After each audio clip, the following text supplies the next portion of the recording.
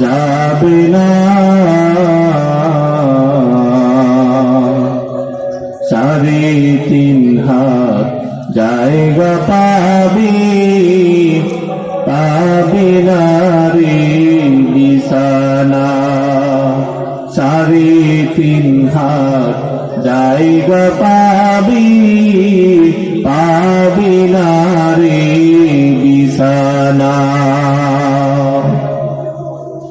আজকে তুমি যাদের লাগি শুধুই পাগল পারা, যেতে হবে একা একা, কেউ যাবে না তারা। আজকে তুমি যাদের লাগি শুধুই পাগল পারা, যেতে হবে একা একা, কেউ যাবে না তারা।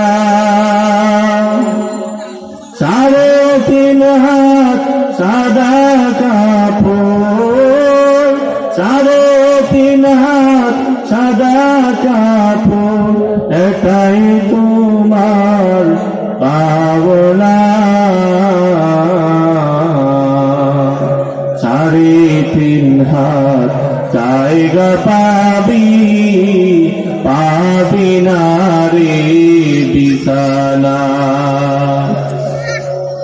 3.5 হাত জায়গা পাবি, পাবি না রে বিছানা। আমরা দুনিয়াতে যতই গাড়ি বাড়ি করি, 3.5 হাতের বেশি জায়গা কি আমাদের কবরে থাকবে? ওইখানে কেউ যাবে না, আমাদের 3.5 হাত জায়গায় আমাদের পুঁজি হবে। তো যেই কথাটা বলতেছিলাম যে জাহান্নাম খুব ভয়ঙ্কর হবে, ওইখানে থাকার মতো না। যখন জাহান্নামীদেরকে জাহান্নামে জ্বালাও পোড়া করা হবে, তখন তাদের এরকম একটা অবস্থা হবে, তাদের শরীরের যে চামড়াগুলো আছে এগুলো পচে খসে খসে পড়বে।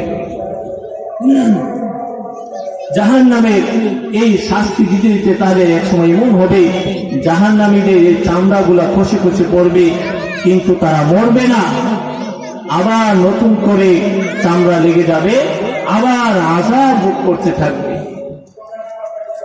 তখন তারা নাফরমান বান্দাকে আল্লাহকে ডাক দেয়, বলে মালিক, জাহান্নামের আগুন আর সহ্য করতে পারি না, জাহান্নামে আর ভালো লাগে না,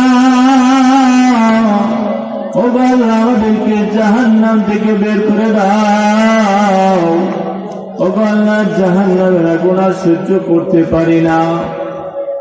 আল্লাহ তাআলা বান্দাদেরকে ডাক দিয়ে বলবে, হে বান্দারা, হে নাফরমান বান্দারা, তোমরা দুনিয়াতে থাকতে তোমরা আমল করো নাই।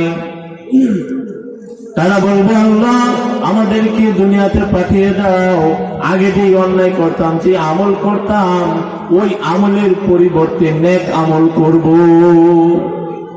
আগে যা কিছু করতাম সব কিছু বাদ দিয়ে শুধু তোমার কদমে সেজদায় পড়ে থাকবো, শুধু তোমার ইবাদত বন্দেগী করব। তখন এরকম বললে কি চলবে? কোনো লাভ হবে না। তখন আল্লাহ তাআলা বলবে, হে বান্দা, আমি কি তোমাদেরকে ওইরকম সময় দেই নাই?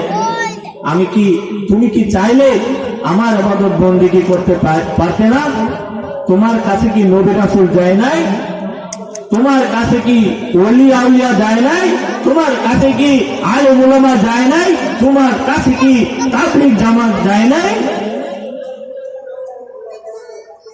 তখন কিন্তু আপনি আমি না বলতে পারবো না। এই যে তাবলীগ জামাত আমাদের মসজিদে এসে এসে পাড়ায় বাড়িতে গিয়ে গিয়ে হাতে দরিয়া দরিয়া বুঝায় যে নামাজ পড়ো, নামাজ পড়ো,